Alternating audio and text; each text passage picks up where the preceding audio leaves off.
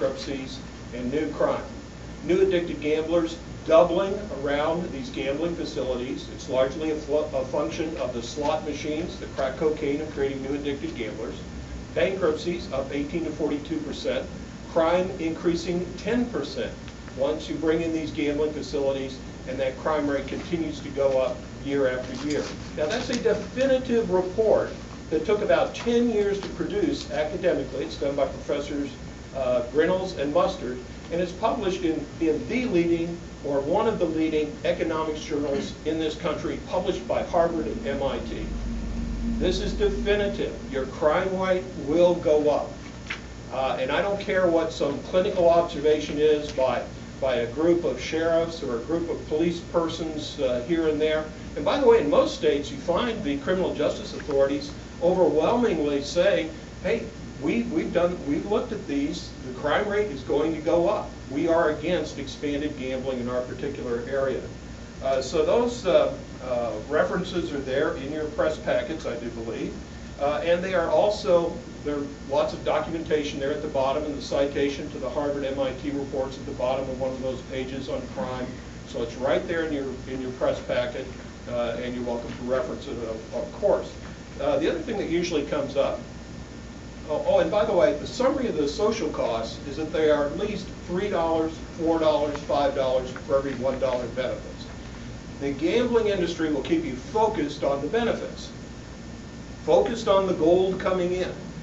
But on the back end, you'll find at least $3. I just say $3 in social costs. But a lot of my colleagues and a lot of the studies are $4, $5, $6 in cost to the taxpayers for every $1 that's coming in benefits.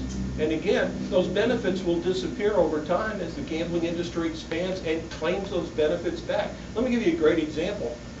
In Illinois, and this is in your packet as well, you'll just see a one-liner there, but it's in the national, or the United States International Gambling Report. In Illinois, the license fees for the casinos coming in were $25,000 apiece. Now, it's my understanding they're $50 million here, but the going market rate is between $250 million and $500 million per casino license. So right off the bat, if you grant 4 licenses, you're basically giving away about $2 billion. That's why you see a $50 million campaign to bring these casinos into the state. Because on the back end, they know immediately it's going to be a profit maker of billions. And it's worth pushing this in every state with another $50 million campaign, because sooner or later, they'll get it with the weak sister state, and I don't mean to be offensive, but that is the strategy, is to keep pushing until these things happen. You've seen vote after vote after vote here in Ohio. I've been here. I remember 1994 with Governor Voinovich. You had a vote back in 1994. I did press conferences in your major media markets, and it just keeps coming back and back. Well, I'm from Illinois. We were one of the first states to get the casinos. We are bankrupt. We have one governor in prison. We have another under indictment. Part of that is related to what has been going on.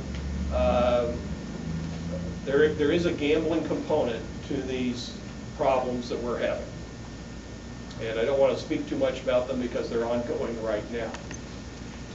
But despite the social problems, and by the way, these social studies were summarized in tables, and you have a copy of one of those tables, of 8 studies over the last 20 years, all showing these social costs of $3, $4, $5 for every $1 in benefits.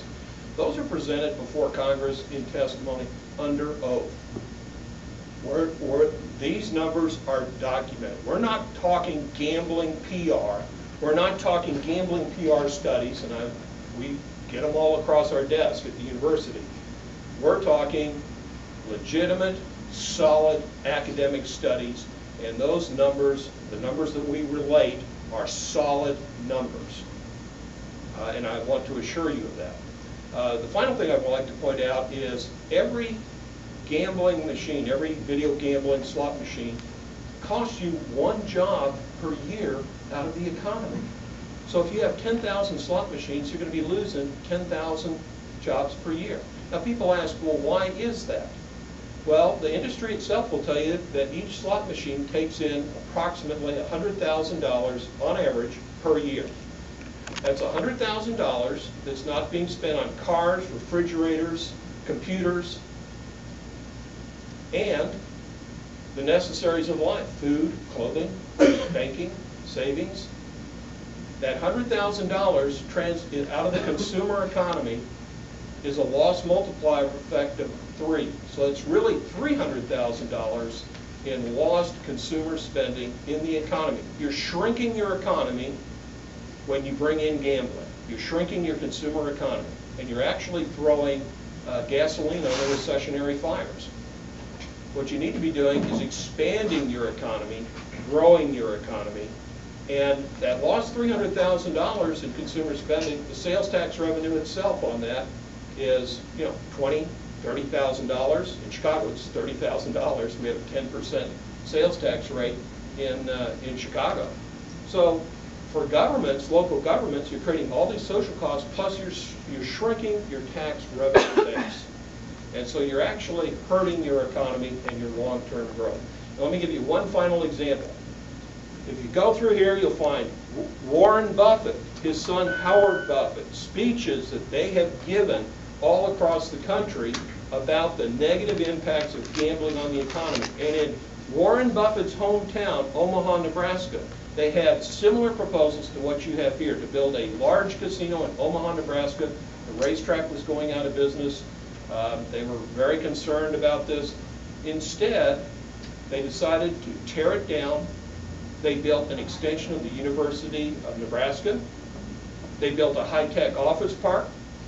And private investment came in, is now doing about $500 million in condominiums around this. That is long-term growth. And they're doing it now in the midst of this poor economy. And it's flourishing. You're either going to have a consumer economy. If you put a casino down here in downtown Columbus, you're going to ruin a lot of the economic activity that you have there already. Plus, as you notice here, the addiction rate among older people doubles. It doubles again among younger people. So when you have Ohio State here, you're going to see floods of students going down, losing their tuition money. There's one front page story in Iowa where a 19-year-old student lost all of his money on these slot machines, was living out of the trunk of his car, and finally committed suicide. I wish I could say that's unusual, but it is a huge and growing problem. So why bring this into your backyard?